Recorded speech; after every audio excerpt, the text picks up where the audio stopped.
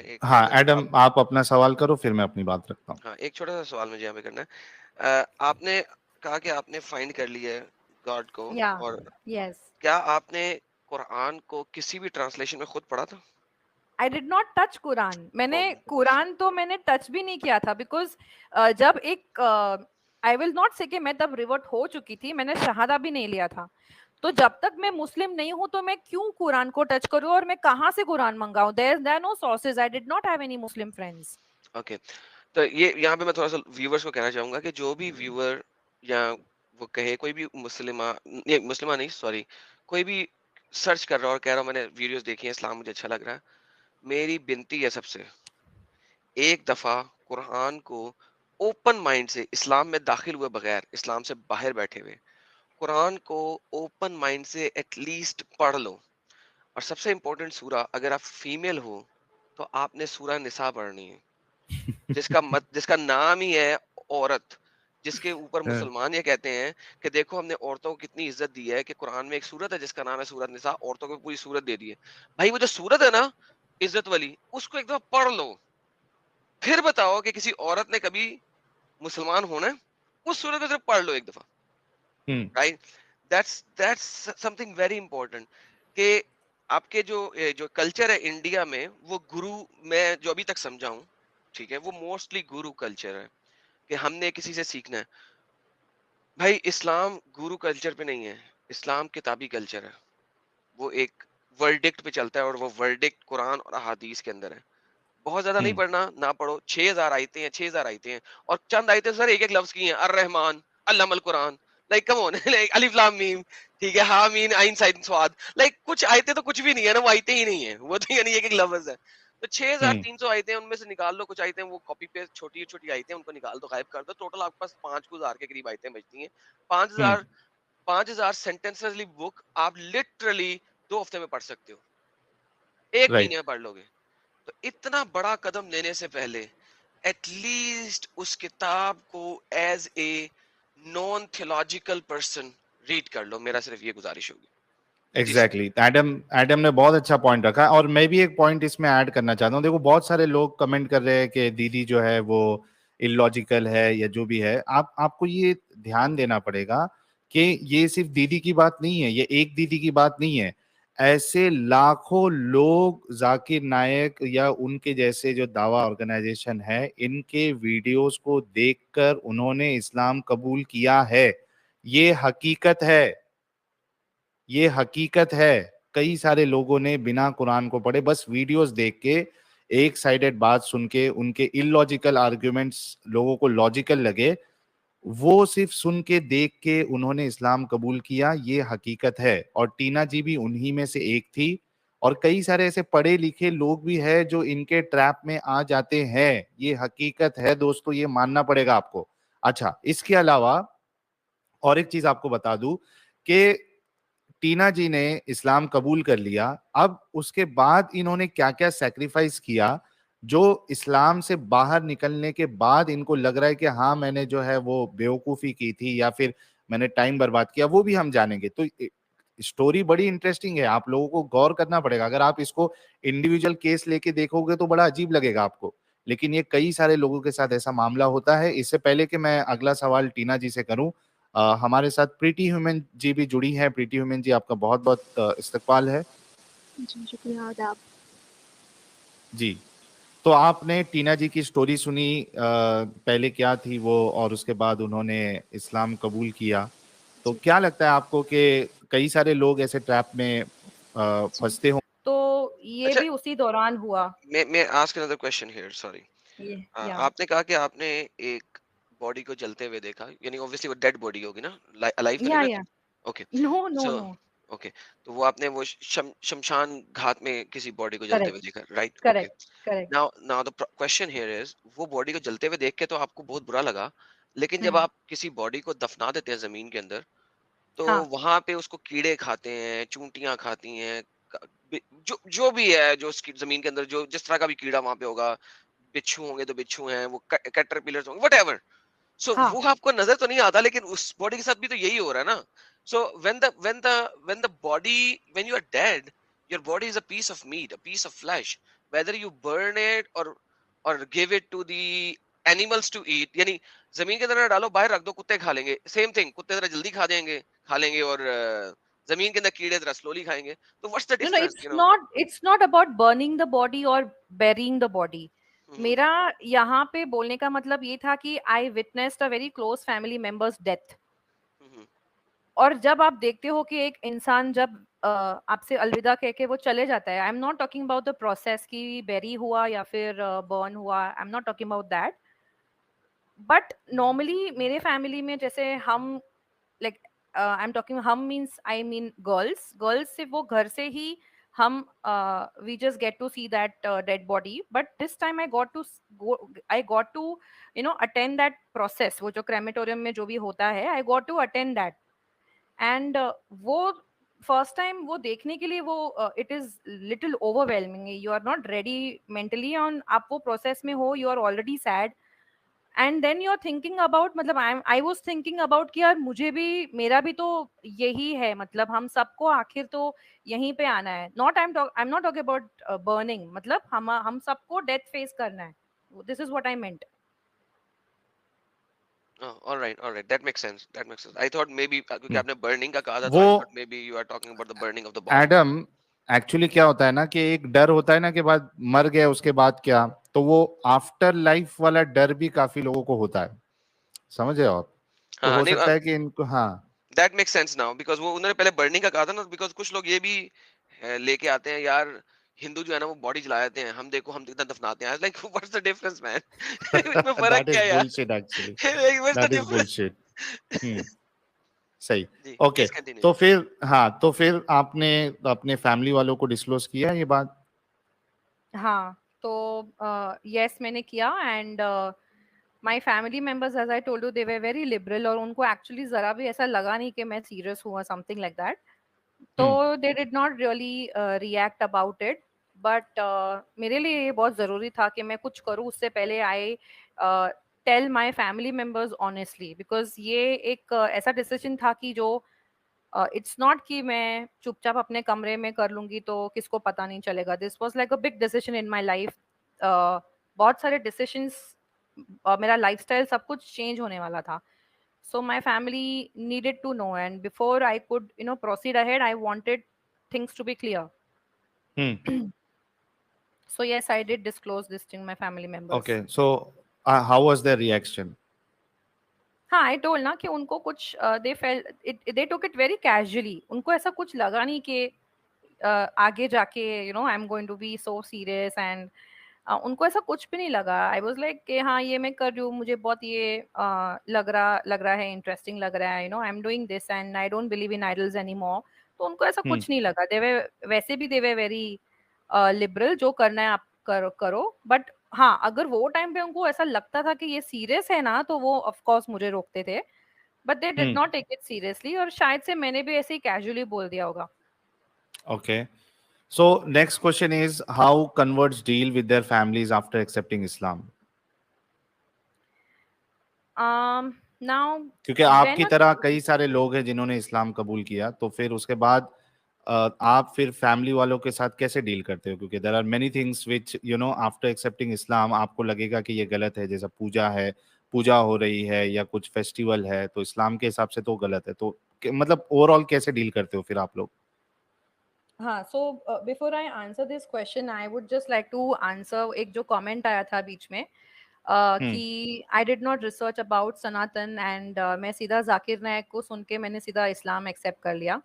So I know कि ये question, ये बहुत एक लॉजिकल पर्सन ये बात कर रहा है कि मैंने इधर उधर नहीं देखा और मैंने सीधा इस्लाम एक्सेप्ट कर लिया. But try to understand from my point of view. मेरे जूते में पैर डाल के देखो कि जब एक लड़की को ऑलरेडी एक थर्स्ट है to find out the truth के व्हाट इज द ट्रूथ, मतलब क्या है सच, क्या है, मतलब ये हमारी जो लाइफ है क्या है, गॉड है कि नहीं है. फर्स्ट ऑफ ऑल, अगर गॉड है तो इतने सारे गॉड है कि नहीं है, अगर इतने सारे गॉड है तो क्या वो मूर्ति में. There so many questions, you can not just एक ही क्वेश्चन के आंसर्स दे के कोई आपको सेटिस्फाई नहीं कर सकता है. तो there are so many questions. I always had these, so I was a curious mind basically. और जब एक लड़की को एक डेस्टिनेशन मिल जाता है जहाँ पे उसके सारे आंसर्स सॉल्व हो जाते हैं, then why would I look for another option. जब आप मार्केट में निकलते हो, आपको कुछ खरीदना है, आपको आपके बजट में वो चीज मिल जाती है. You have other things to do in your life. You will not keep on scrolling other shops and unless until that is super तो एकदम आपको बहुत टाइम है, ये सब है. तो मैं बेसिकली मुझे कंटेंटमेंट मिल गया था because the way it was presented. Number 1 जैसे प्रेजेंट किया गया था इसको. नंबर 2 बहुत इजीली अवेलेबल मिल जाता है. It's this is also one of the very important factors कि आप कुछ ढूंढ रहे हो और आपको इजीली कुछ चीज मिल जाती है, तो first of all you will stumble upon that thing. अब वो जो चीज जो इजीली मिल जाती है वो आपको जकड़ के रखती है because of whatever strategies you call, because of manipulation या फिर जो भी आप बोलो, गिमिक बोलो, मार्केटिंग स्ट्रेटेजी बोलो, जो भी बोलो, आप उस आपको वो किधर और जाने ही नहीं देते. अगर मुझे वहां पे ऐसा लगा कि नहीं यार ये तो रेजोनेट में नहीं कर पा रही हूँ, लेट्स से फॉर एग्जांपल ये चीज तो मुझे खटक रही है, ये मुझे रेजोनेट नहीं कर पा रही हूँ, तो मैं वापस किसी और रिलीजन में मैं आई यूज्ड टू मैं शायद जाती या फिर मैं शायद मैं पेन्स लेती वो चीज को रिसर्च करने के लिए. बट जहाँ that's या why I say the devil is in the detail. तो किसी भी चीज the devil is in the detail. तो सरफेस लेवल के ऊपर चीजें फर्क दिखती हैं. The devil is in the detail. So you have to go in the detail. Everyone, आपको कोई भी चीज अच्छी लग रही है, बुरी लग रही है, बुरी चीज हो सकता है अच्छी हो क्योंकि बुरी पोर्ट्रे की हो by somebody. अच्छी चीज पोर्ट्रे की हो कि by somebody अच्छी है. Devil is always in the detail, you know. Go to the details. Right. Okay. So I mean the question is still there, how converts deal with their families? So अभी इस्लाम accept करने के बाद I made friends and via I got to know many converts, and of course एक convert जब एक दूसरे convert को मिलता है, the very first thing is what is your convert story. The second question is, do your parents know about you? The third thing is, if they don't know, if they know, how do they react? And so ये सारा हम लोग एक दूसरे के बारे में पूछते थे. तो एक कन्वर्ट मैं ओवरऑल मतलब एक जो कॉमन चीज है ना, मैं वो बताऊंगी कि एक चाहे वो फीमेल हो या मेल हो convert, regardless of the gender, मैं एक नॉर्मल कन्वर्ट के बारे में बात कर रही हूँ कि नाउ दैट कन्वर्ट का दिमाग अब ऐसे चलता है कि जैसे मेरा दिमाग चल रहा था तभी कि I was like this is it, I have found the truth, now I don't need to, अब मुझे और हाथ पैर मारने की जरूरत नहीं है, आई हैव फाउंड माय डेस्टिनेशन, अब मैं यहाँ पे आराम से जिंदगी का प्लानिंग में सब कर सकती हूँ अपना. ओके, सो इसके अभी क्या होता है कि most of the parents when they come to know, चाहे वो कन्वर्ट छुपा रही हो, कभी ना कभी समझ में आ जाता है when it comes to prayers, और समझ में आ जाता है ना, तो हरकतें थोड़ी चेंज होने लगती है. अगर if that convert is a girl तो वो ड्रेसिंग थोड़ी चेंज होने लगती है, लूज ड्रेसेस पहनने लगते हैं. सो समझ में आ जाता है. तो पेरेंट्स कुछ मोस्ट ऑफ द कन्वर्ट्स उनको घर से निकाला गया और उनको शेल्टर कहीं और मिला. And most of the converts के थोड़े बहुत ऐसे भी केसेस है कि उन्होंने छुपा के ये चीज इतना कंसिल करके रखा because they were girls and बाहर it's an unsafe world that a convert girl can not go elsewhere. जो पेरेंट्स के अंडर जो प्रोटेक्शन केयर जो मिलता है एक कन्वर्ट को, वो कोई और नहीं दे सकता है. तो वो रीजन के वजह से वो लोग नहीं बोलते थे, और कभी कभी जबरदस्ती पेरेंट्स अगर बोले कि चलो अभी आरती का टाइम हो गया है, पूजा का टाइम हो गया है, तो जबरदस्ती हाथ में थाली ले भी लेते थे. ऐसे भी कुछ मैंने स्टोरीज सुने, और कुछ स्टोरीज मैंने ऐसे भी सुने कि अ कन्वर्ट गर्ल, उसके लिए अभी एक ही ऑप्शन है कि अगर उसको फ्रीली इस्लाम प्रैक्टिस करना है तो शादी कर लो. सब उसको एक ही राय देते थे कि शादी कर लो, शादी करोगे तो आपको एक हस्बैंड मिल जाएगा, you will get a care taker, financial का कोई प्रॉब्लम है नहीं, and then you will get to freely practice Islam, आपको जो भी करना है. तो ये जितने भी अलग अलग स्टोरीज है ना, उसमें मेन कॉमन लाइन ये है कि every convert has a guilt. वो बहुत प्यार करते हैं अपने पेरेंट्स से, बहुत ज्यादा प्यार करते हैं, और एक नॉर्मल फियर होता है हम सबको रिगार्डलेस ऑफ एनी रिलीजन. एक नॉर्मल ह्यूमन बीइंग को एक फियर होता है जब हमारे पेरेंट्स ओल्ड, मतलब when they are growing old, and एक ऐसे एज पे जब हमारे पेरेंट्स पहुंच जाते हैं कि नाउ यू आर रियलाइजिंग कि वो सीनियर सिटीजन होने वाले हैं, and they will need you, you know as kids, you will need to serve them, it's your responsibility. तो ऐसे टाइम पे जब ये सब होता है एंड एक फियर ऑफ लूजिंग पेरेंट्स आ जाता है नॉर्मली कोई भी ह्यूमन बीइंग को, और एक कन्वर्ट को डबल हो जाता है फियर, जैसे मुझे भी हुआ। और मुझे इतना गंदा वाला अंदर से फियर बैठ गया था because okay, I will get to this point later on, but coming back to the question, एक कन्वर्ट बहुत ज्यादा सेंसिटिव हो जाता है अपने पेरेंट्स की तरफ। और भले इस्लाम कहता है कि डिसबिलीवर्स को वो फिल्थ बोलता है Islam, but initially converts they do not know about this को वो फिल्थ बोलता है इस्लाम, बट इनिशियली हेलो, अरे मुन्ना, फर्म होते जाता है इस इस्लाम के लिए जो फेथ है वो फर्म होते जाता है। Okay okay, so this is how the convert deals with their family. Guys, you need to understand that मैं भी कई सारे converts को जानता हूँ, क्योंकि जाकिर नायक के ऑर्गेनाइजेशन से आप यानी जाकिर नायक के अगर आप बहुत बड़े फैन हैं और अहले हदीस जमात में हैं, तो आपको कई सारे कन्वर्ट्स मिलेंगे, यानी जो पहले हिंदू थे वो मुसलमान हो गए और बड़ी शिद्दत से जो मुसलमान होते हैं बड़ी शिद्दत से फॉलो करते हैं वो, यानी जो एक बाई बर्थ जो मुसलमान है वो जितना फॉलो नहीं करेगा इस्लाम को, नमाजें जितनी सीरियसली नहीं लेगा, उससे ज्यादा सीरियसली कन्वर्ट्स लोग या रिवर्ट्स लोग लेते हैं इस्लाम को। तो उनके साथ ये मामला होते रहता है कि घर में अगर फैमिली हिंदू है या क्रिश्चियन है तो उनके जो त्योहार है और उसमें बड़ी दिक्कत हो जाती है। फिर नमाज पढ़ने का मामला है तो छुप छुपा के नमाज पढ़ रहे हैं, जानिमाज किधर छुपा रहे हैं, अपने रूम में पढ़ रहे हैं। तो ये बहुत सारी दिक्कतें जो है इनको होती है, लेकिन इनके अंदर इतना ईमान हो जाता है कि बाई बर्थ जो मुस्लिम होता है उससे ज्यादा ईमान और उससे ज्यादा इनके अंदर वो इंटेंसिटी आ जाती है इस्लाम की। अब देखिए, एक कहावत है ना कि नई दुल्हन अपना चेहरा बार बार आईने में देखती है, तो वैसे ही हो जाता है। ये जो रिवर्ट सर, मुस्लिम होते हैं वो ज्यादा फॉलो करते हैं इस्लाम को। नहीं एडम इसकी को कुछ पॉइंट ऐड करना हाँ मैं भी है। इसकी एक एनालॉजी देता हूँ। आप देखें, जो बचपन से यूनिक पैदा होना, यानी कि बचपन से खुसरा पैदा होना, वो हम्म वो इतना मटक मटक के नहीं चलेगा, वो बल्कि हम्म अपने इस चीज को छुपाएगा। लेकिन हम्म जो बड़ा होने के बाद स्पेशली खुसरा बना होना, वो हम्म ज्यादा लचक के और इस तरीके से चलता है।